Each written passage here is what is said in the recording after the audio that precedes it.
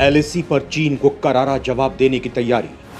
भारत ने घातक हथियारों को एलएसी पर किया तैनात। भारत की तैयारी देख चीन के छूटे पसीने। दोस्तों, हाल के दिनों में एक बार फिर चीन और भारत के संबंध काफी तल्ख हो गए हैं। दोनों देशों के बीच युद्ध जैसे हालात हैं। इस तरह के हालात में भी भारत पूरी तरह से संयम बरत रहा है।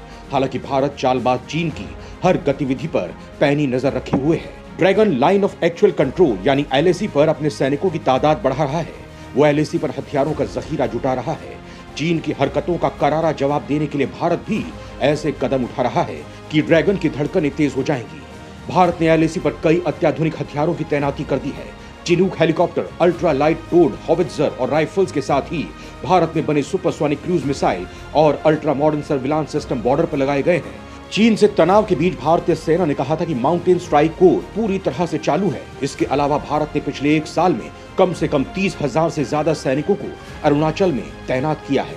दरअसल चीन के साथ बातचीत में प्रगति की कमी के कारण भारत बॉर्डर पर तैनाती पर जोर दे रहा है।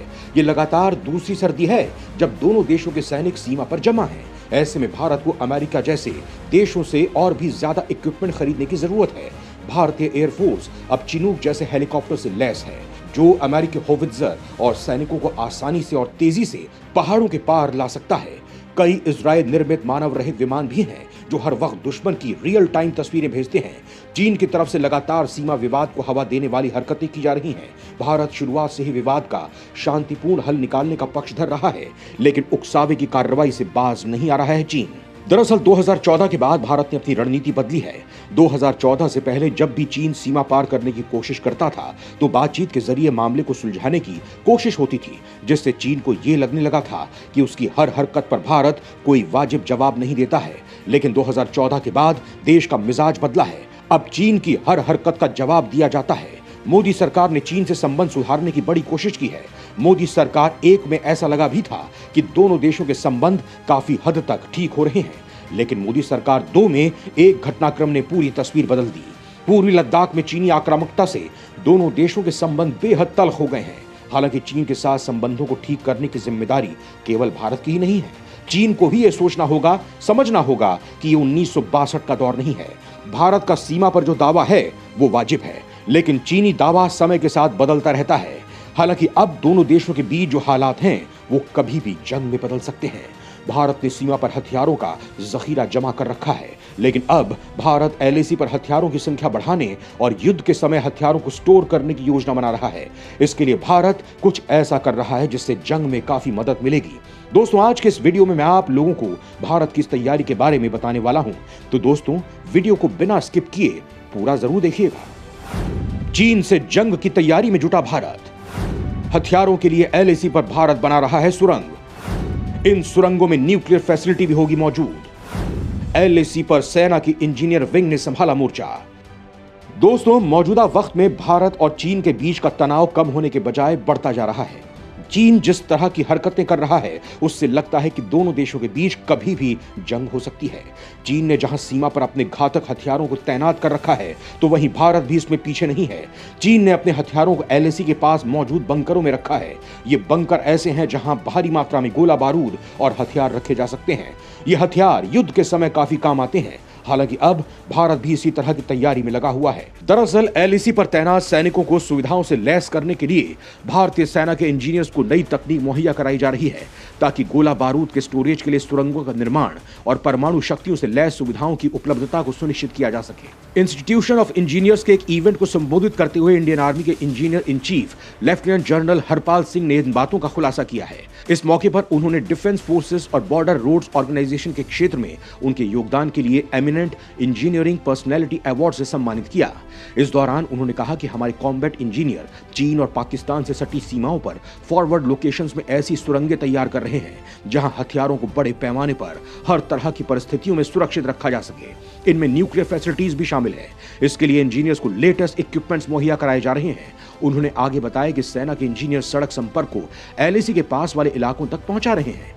इसके लिए स्थानीय समुदाय और गांवों को भी इससे जोड़ा जा रहा है, जिन्हें प्रधानमंत्री के गति शक्ति के साथ हमारी योजना में वे पॉइंट के रूप में शामिल किया गया है। दरअसल चीन ने एलएसी के करीब इसी तरह के बंकर बनाए हुए हैं और शायद इसी वजह से भारतीय सेना के इंजीनियर भी इसी तरह के बंकर बना रहे हैं, जिनमें भारी संख्या में हथियारों को रखा जाए।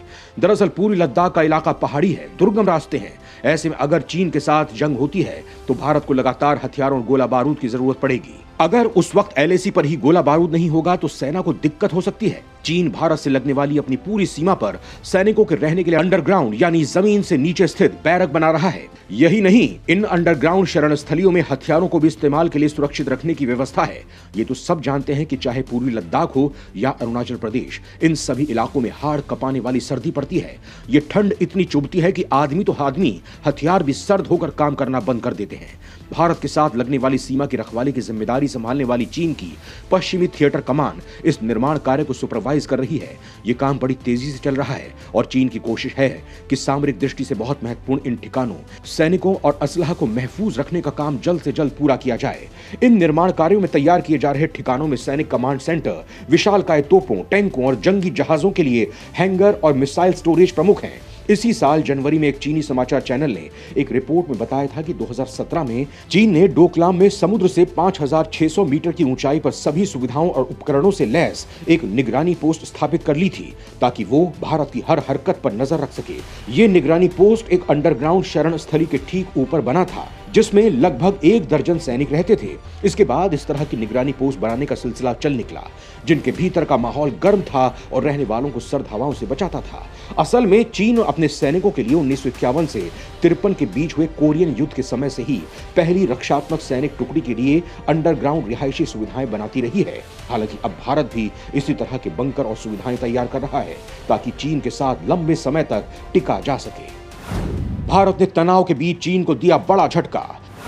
चीन से आने वाले उत्पादों पर लगा एंटी डंपिंग शुल्क। भारत के इस कदम से बौखलाया ड्रैगन। दोस्तों, भारत और चीन के बीच 20 महीने से तनाव चल रहा है, लेकिन इसका असर केवल एलएसी पर ही नजर आ रहा है, बाकी रिश्तों पर नहीं। क्योंकि व्यापार के मामले में भारत और चीन ने नया मील का पत्थर छुआ है। भारत और चीन के बीच का व्यापार $100 अरब के बड़े आंकड़े को पार कर गया है।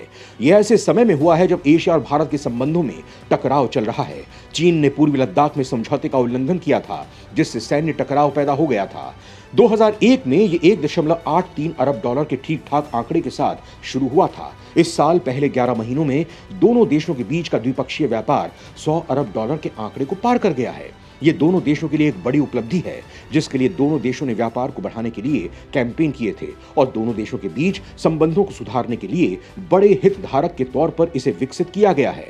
इसके अलावा दोनों देशों के संबंध सीमा को लेकर बढ़ते झगड़ों और रणनीतिक दुश्मनी की वजह से खराब बने रहे हैं। लेकिन इस व्यापार के बढ़ने के बाद भी भारत ने अब कुछ ऐसा कर दिया है जिससे चीन बिलबिला उठा है। दरअसल भारत ने सस्ते उत्पादों के आयात को रोकने और भारत में बने प्रोडक्ट को बढ़ावा देने के लिए केंद्र सरकार ने चीनी सामानों पर एंटी डंपिंग शुल्क लगाया है। चीन से आने वाले 5 उत्पादों पर यह शुल्क 5 साल के लिए लगाया गया है। इनमें एल्यूमिनियम के कुछ फ्लैट रोल्ड उत्पाद, sodium hydrosulphide, silicon silent, hydrofluorocarbon component R32 और हाइड्रोफ्लोरोकार्बन मिश्रण शामिल हैं। दरअसल घरेलू बाजार को सस्ते विदेशी प्रोडक्ट से बचाने के लिए एंटी डंपिंग शुल्क लगाया जाता है। जब कोई देश किसी उत्पाद को उसकी कीमत से भी कम कीमत पर निर्यात करता है तो उसे डंपिंग कहते हैं। इस डंपिंग से जिस देश में निर्यात किया जा रहा है वहां बनने वाले प्रोडक्ट्स की कीमत पर असर पड़ता है, वहां की कंपनियों का मुनाफा प्रभावित होता है। फिलहाल भारत का चीन के साथ तनाव भी चल रहा है और व्यापार भी नया आयाम छू रहा है।